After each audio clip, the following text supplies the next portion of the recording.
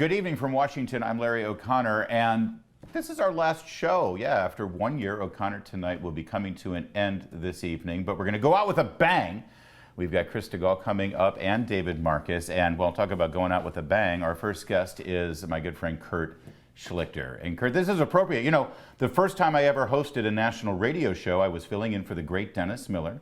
You were a guest, and you got me in trouble. You actually said something so horrible and so profane that the Salem radio networks that were carrying the Dennis Miller show had to dump you out. So I got dumped on my first national hit. That did. Was pretty basic. But, can I say the word? Yes, you can say it now. What are they going to do? Fire me? It's sodomy. Yeah, that's what you said. You said sodomy, which is right there in the Bible. It is. It's a biblical reference. Yeah. By the way, Kurt's new Bible. I don't understand. Kurt's. Well, I think it was the way you used it. It may have been the context. There was no "thou shalt not" in front of it, if I remember right. Context.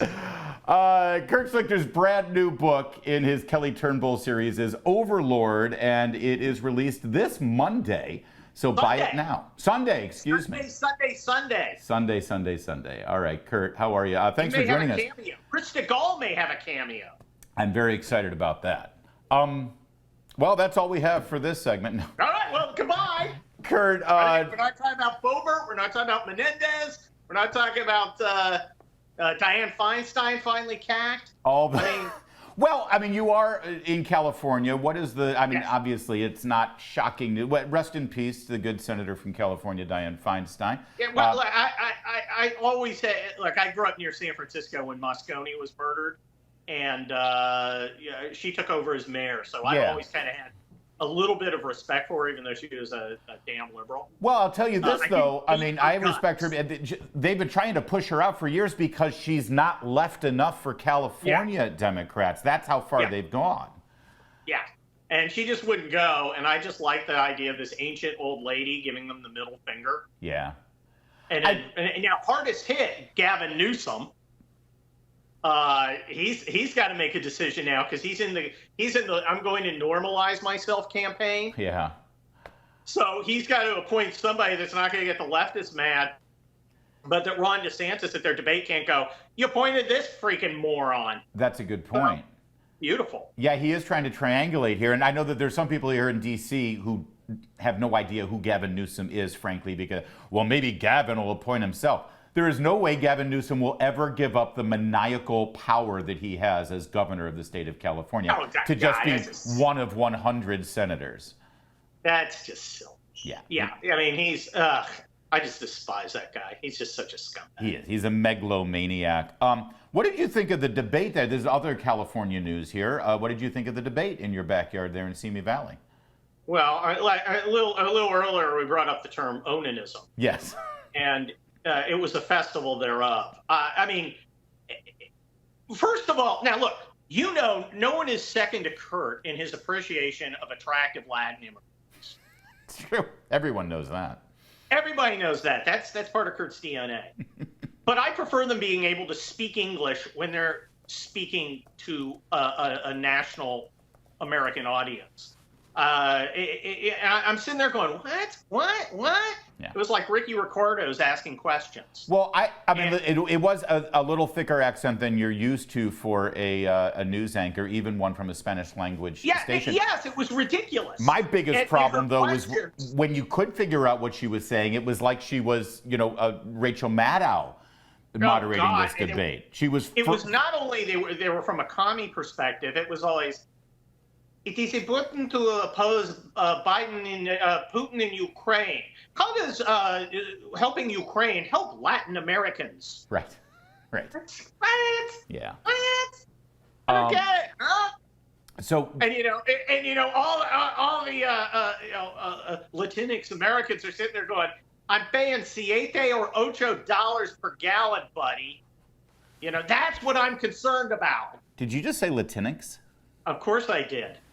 Oh, I'll tell you, I will do that around the around the in-laws' house. Yeah. That's about as I get the same reaction when I walk into the living room wearing a Che t-shirt. No, I like it when you go woke. It makes me happy. Yeah.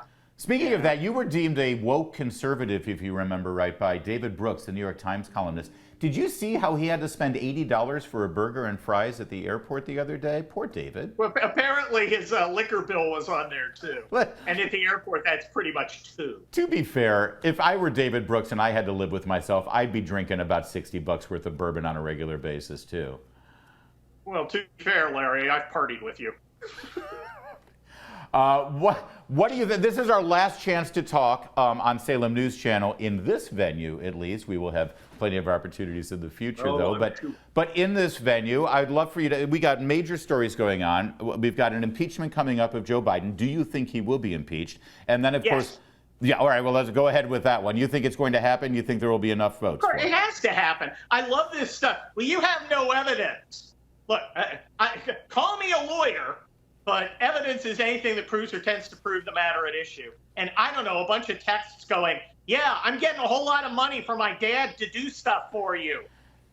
No, we call that evidence. But okay? Kurt, we learned yesterday the perfect, I know you're a lawyer, but you haven't thought of this brilliant defense. He's guilty of unconditional love of his son. There you go. Well, yeah, tell that to his daughter in the shower. And another political question for you, Kurt Schlichter.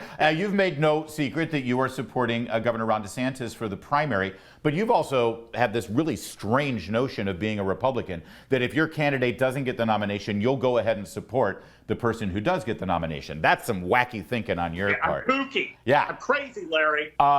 As your candidate said at the debate, you know, polls don't elect the candidate, the voters do. Well, what do you think might happen between now and the Iowa caucuses and New Hampshire primary that might change things?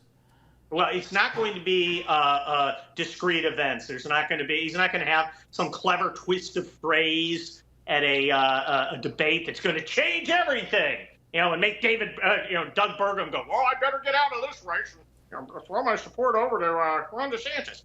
No, he's got to grind on and make the case, not that Trump was a bad president, because Trump wasn't a bad president. Not that Trump's policies were bad, because most of them were pretty good. He's got to make the case he's more electable. Yeah. And people over time must come to their own conclusion. Now, I don't know if that's going to work, but that's only the only way to do it. Because, you know, like I keep saying, Larry, Republicans are the abused women of American politics. They keep getting beat up and then told that, oh, I love you, slap, slap, slap.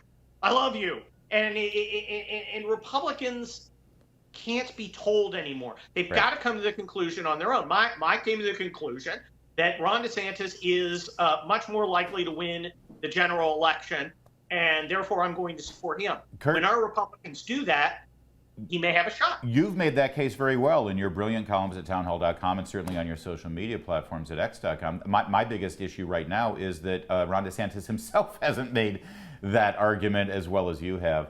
Listen, we're out of time for this segment. I appreciate you coming on as often as you have here on O'Connor Tonight over the last year. Thank you so much. For free, by the way. Well, I mean, I've paid for it in other ways, I assure you. Oh, yes, you have. Will you promise to come on with me, whatever my next platform might be? Whatever your next venue is, I am there for your OnlyFans. I don't care. Thank you, Kurt Schlichter. It's Kurt Schlichter, boys and girls. Make sure you get his book. It's Overlord, and that's some beautiful cover art there. There's more to come on O'Connor Tonight.